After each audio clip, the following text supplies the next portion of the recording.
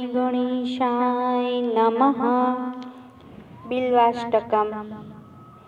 त्रिदलं त्रिगुणाकारं त्रिनेत्रं च त्रयायुधं त्रिजन्मपापसंहारम् एकबिल्वं शिवार्पणम्।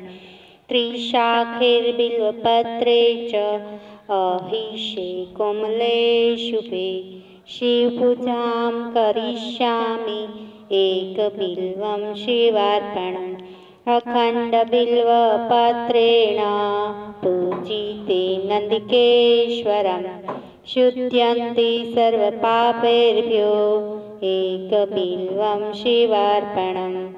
दन्तिकोटिसहस्राणि वाजपेयशतानि च कोटिकन्यामहादानम् एकबिल्वं शिवार्पणम्। शालिग्रां शिलामेकां विप्राणां जात्वर्पयेत् सोमयज्ञमहापुण्यम् एकबिल्वं शिवार्पणम्।